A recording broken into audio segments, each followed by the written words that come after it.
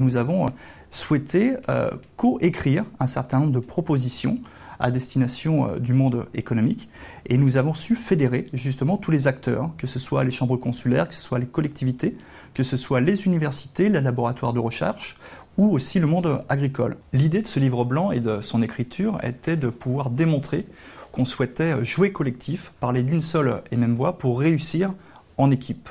On a réuni autour de la table un certain nombre d'intervenants, des chefs d'entreprise, je l'ai dit, des universitaires, des présidents d'intercommunalités, des experts, pour démontrer que l'Essonne était synonyme aussi d'innovation.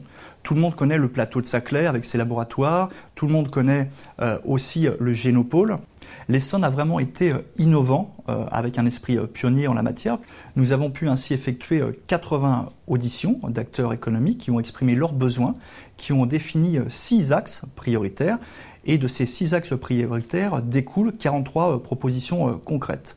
Une illustration, c'est l'incitation à l'entrepreneuriat. Venir étudier en Essonne, c'est bien, avoir un diplôme, c'est mieux, mais avoir la possibilité de créer son propre emploi ou sa propre start-up, c'est encore mieux. La conclusion de ce livre blanc est que le département doit rester l'échelon de proximité en termes de développement économique. Et aujourd'hui, dans le contexte national, il est nécessaire de pouvoir clarifier, simplifier et prioriser les actions économiques. Par ailleurs, lors du dernier conseil d'administration d'Essonne Développement, l'ensemble des administrateurs, à l'unanimité, de manière consensuelle, ont acté la démarche du livre blanc et de pouvoir contractualiser pour exercer la compétence développement économique au niveau du département. Un livre blanc d'abord parce qu'il y a une nouvelle loi. Cette loi, c'est la loi NOTRe qui a été votée en 2015 et qui donne de nouvelles compétences en termes de développement économique à la région.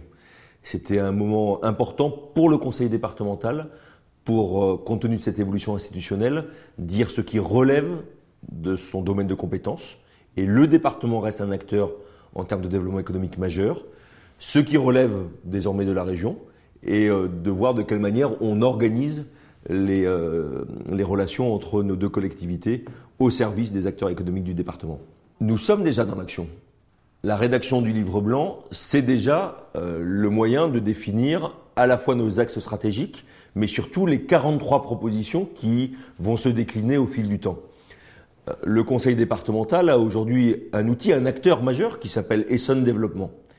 Et cet acteur, Essonne Développement, a vocation non seulement à porter, comme il le fait déjà, les grands projets de développement économique sur le territoire essonnien, mais a vocation, et c'est peut-être un axe nouveau de son action, a vocation à accompagner davantage les territoires.